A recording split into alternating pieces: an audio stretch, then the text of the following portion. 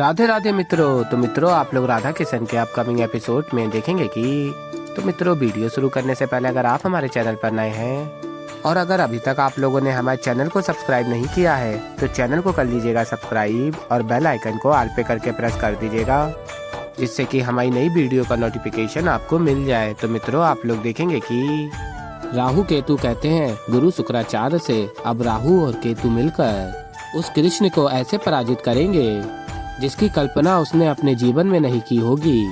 और कहता है आगे राहु, तू हारेगा कृष्ण, अवश्य हारेगा।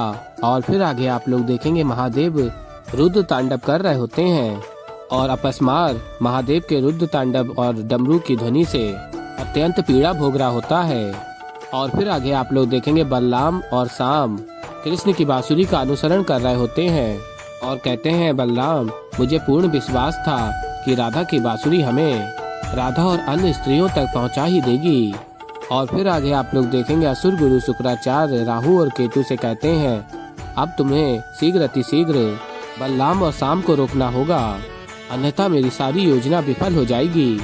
और फिर राहु कहता है आचार्य, आप व्यर्थ की चिंता कर रहे हैं, बस देखते जाइए कैसे हम दोनों बलराम और शाम को कैसे उनके मार्ग से भ्रमित करते हैं।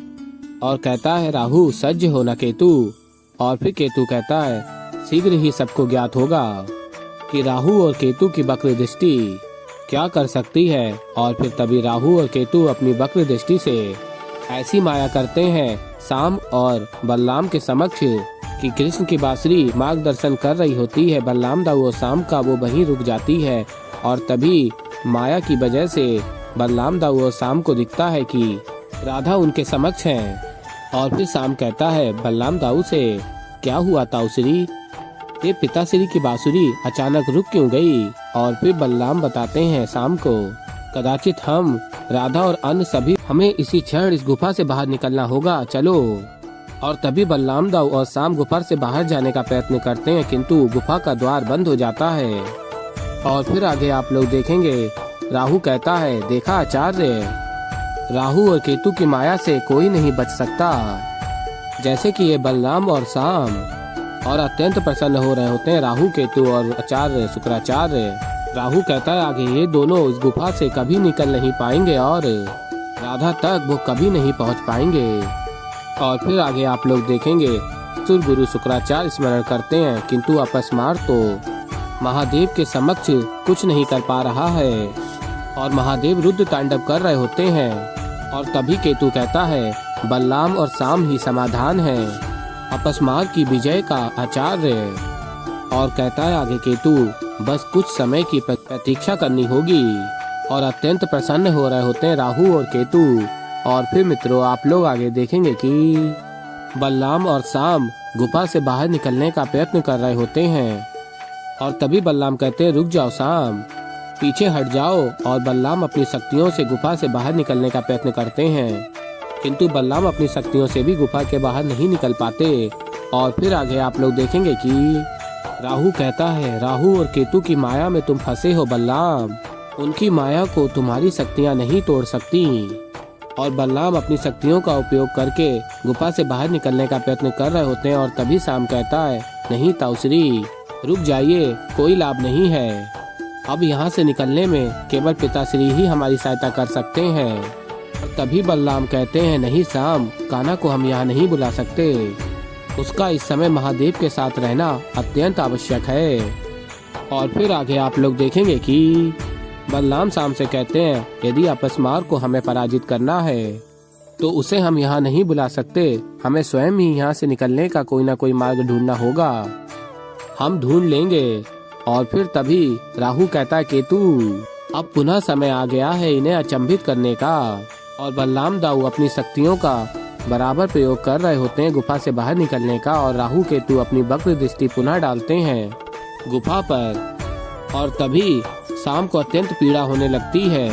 और तभी राहु कहता है केतु, तुम्हारी यही माया, शत्रुओं को कष्ट पहुंचाने की तुम्हारी ये योग्यता, वाह, मुझे अत्यंत आनंदित कर देती है केतु।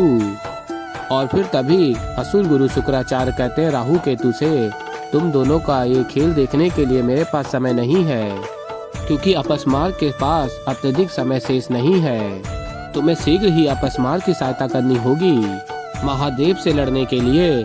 और महादेव रुद्र तांडव नृत्य कर रहे होते हैं। और फिर आगे आप लोग देखेंगे कि राहु कहता आचार्य, हम इन्हें जो कष्ट पहुंचा रहे हैं शाम और बलराम को, ये व्यर्थ नहीं जाएगा। इसके पीछे हमारा एक बड़ा उद्देश्य है, आप शीघ्र ही समझ जाएंगे। और फिर मित्रों आप लोग आगे देखेंगे कि बलराम अपनी शक्तियों से प्रयत्न कर रहे होते हैं गुफा से बाहर निकलने के लिए, किंतु गुफा से बाहर नहीं निकल पा रहे होते हैं और शाम को अत्यधिक पीड़ा हो रही होती है। और तभी शाम कहता है, पिताश्री रक्षा कीजिए, आपका पुत्र संकट में है, पिताश्री रक्षा कीजिए। और तभी कृष्ण शाम के पास जाने लगते हैं और रुक जाते हैं और देखते हैं महादेव को। महादेव रुद्र तांडव नृत्य कर रहे होते हैं और कहते हैं, कृष्ण यदि मैं यहाँ महादेव को अकेला छोड़कर चला गया तो हो सकता है महादेव का क्रोध अपनी सीमा लांघ दे। यदि उन्होंने अपस्मार का अंत कर दिया तो अनर्थ हो जाएगा। और शाम कह रहा होता है, मेरी सहायता कीजिए पिताश्री। और कृष्ण शाम की पीड़ा को महसूस कर रहे होते हैं।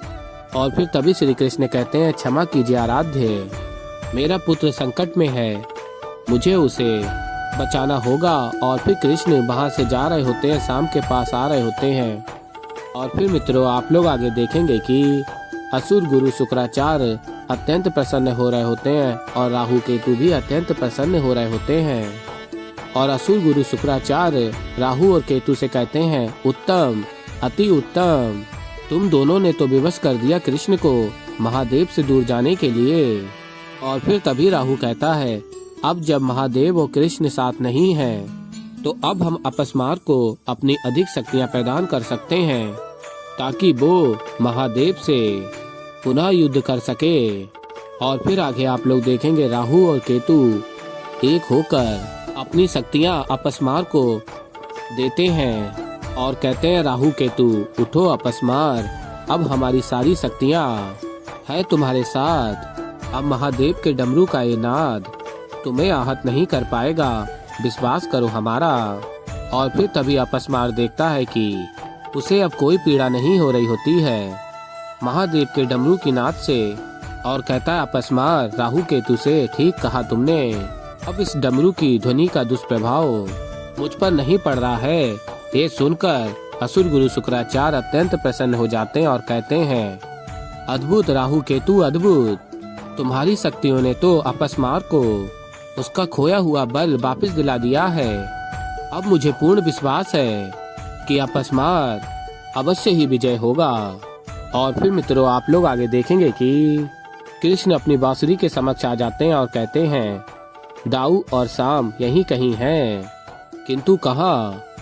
और फिर आगे आप लोग देखेंगे कि कृष्ण अपनी बांसुरी को पुनः अपने पास प्राप्त कर लेते हैं और कहते हैं, यही वो दिव्य बांसुरी है जिसमें हर वो धुन समाई है जो मैंने प्रेम से राधे के लिए बजाई है। आज मैं वह प्रेम की शक्ति का आवाहन करता हूँ, इस माया को अब प्रेम की शक्ति ही तोड़ सकती है। और फिर कृष्ण बांसुरी को हाथ में लेते हैं और राधा के साथ अपनी स्मृतियों को स्मरण कर रहे होते हैं, प्रेम के हर उस क्षण को जो राधा के साथ होते हैं। और फिर तभी बांसुरी में प्रेम की शक्ति उत्पन्न हो रही होती है। और फिर मित्रों आप लोग आगे देखेंगे कि बांसुरी में प्रेम की शक्ति उत्पन्न हो जाती है और श्री कृष्ण उसी गुफा के समक्ष होते हैं जिस गुफा में बलराम, दाऊ और शाम होते हैं। तो ऐसे ही मित्रों आगे और भी बहुत कुछ देखेंगे। तो अभी के लिए इस वीडियो में इतना ही। तो मित्रों अगर आप लोगों को हमारी वीडियो पसंद आई हो तो वीडियो को कर दीजिएगा लाइक। और अगर अभी तक आप लोगों ने हमारे चैनल को सब्सक्राइब नहीं किया है तो चैनल को कर लीजिएगा सब्सक्राइब और बेल आइकन को प्रेस कर दीजिएगा जिससे कि हमारी नई वीडियो का नोटिफिकेशन आपको मिल जाए। तो मित्रों मैं मिलता हूँ जल्दी आप लोगों को एक नई वीडियो के साथ। तो तब तक के लिए राधे राधे।